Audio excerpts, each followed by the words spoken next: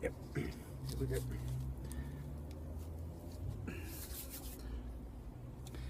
Hello again YouTube, Mad Dog here.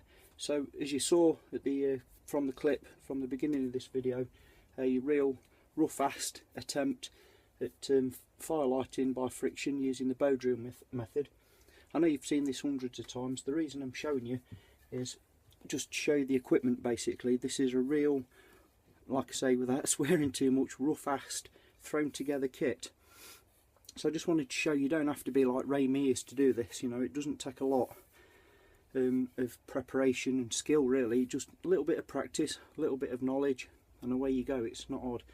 So I've got myself a piece of old wood. This comes off the my log store, ready to be chopped up actually for firewood. It's the standard length of, you know, armpit to just past the fingertips.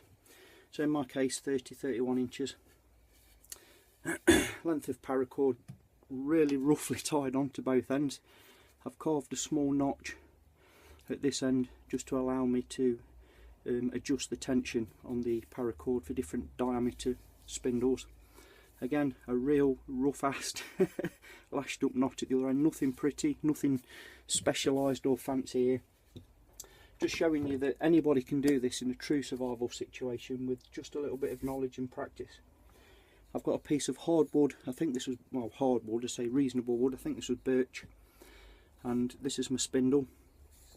One end I've ground, you know, chamfered with a knife to a reasonably blunt, wide circumference. The other end is a lot thinner, a lot taller, and that end goes into the hand drill socket, which again, just a scrap piece of wood. As you can see, I've used this one many times in the past. It's about worn through now. You can lubricate that with a bit of Vaseline, a dead slug or snail, some leaves, to hopefully stop the friction happening at this end.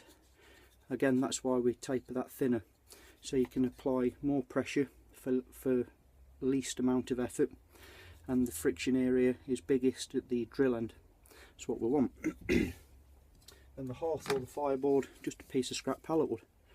Nothing flashy or fancy. I pre-burnt it in, cut the notch out. Another little tip on the notch, I know we all know how to do this, but what I'll do is I choose to carve it wider at the bottom than the top initially.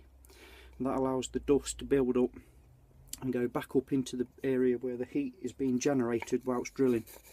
So you've got hardwood versus softwood. The clue's in the name, bow drill. So we are actually drilling. So you need one of the pieces to be sacrificial to create the dust, which creates your ember. So that's it basically, dead simple. I've got a piece of old scrap cloth just to catch the dust, the embers on, that you saw in the clip. Then transferred that to a cotton ball nest. It was actually damp, that cotton ball was, so it did make hard work of it. Poor demo as always by me.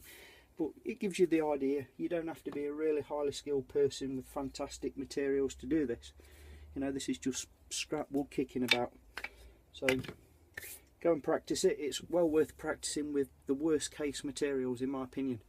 If you can get an ember and a fire established from everyday rubbishy materials, then when you're doing it for real, you take more time and preparation with some better quality materials, then you're pretty well set for success. 7Ps again, always remember your 7Ps. You know, proper planning and preparation prevents wee poor performance. So anyway, I thought I'd give you a quick little demo of a rubbishy fire kit. So once again, thank you very much for joining me and watching my videos. Take care out there. Mad Dog signing off. Yeah.